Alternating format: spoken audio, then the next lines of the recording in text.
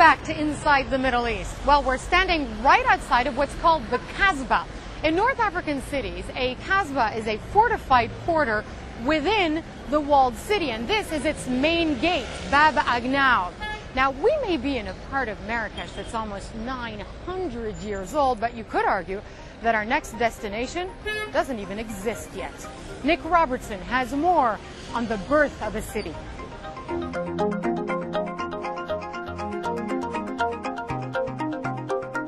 Futuristic, idealistic,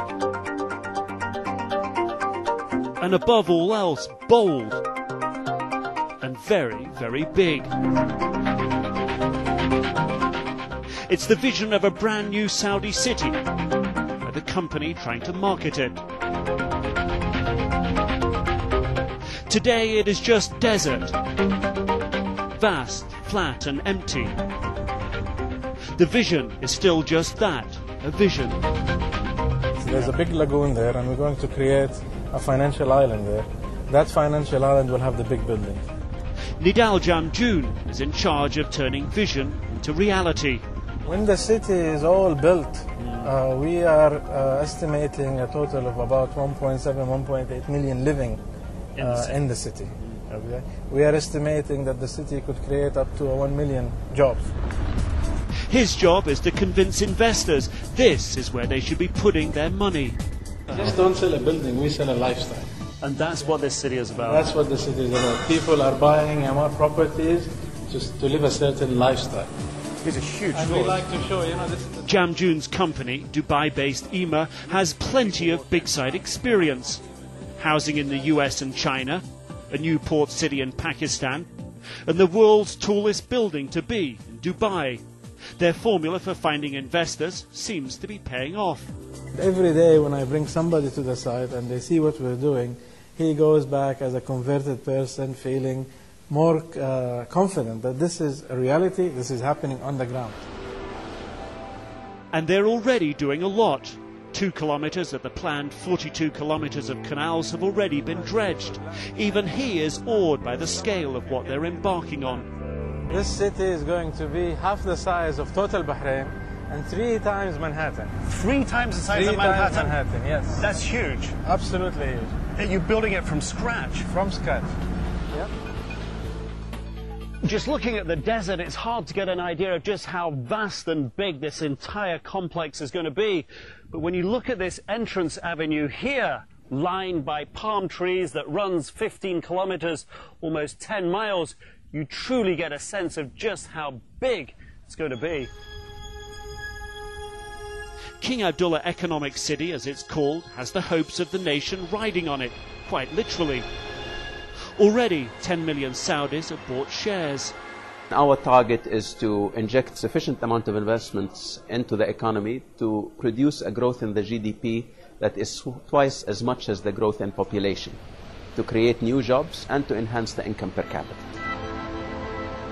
The Saudis are taking their oil wealth and investing it in their future. A surge in oil prices has given them a glut in the bank. And unlike the oil boom in the 70s, they say they are spending this one more wisely. This boom is more focused and segmented toward human resources development and improving the quality of life and enhancing the income per capita for Saudis. So it's a much more focused and a wiser boom than the boom we enjoyed in the 70s. Work is already at a feverish pace, and with good reason. Saudi is not just brimful of oil, its birth rate is booming. We're following a phased approach, and we're trying to do a little bit of everything, so it gives it a city feel. The vision is for a zone city. As well as the business district, there'll be power plants on the periphery, next in industrial parks, plastics and other companies are expected. There'll be a university, a stadium for 45,000 people, one of the largest mosques, villas for the well-off and apartments for others.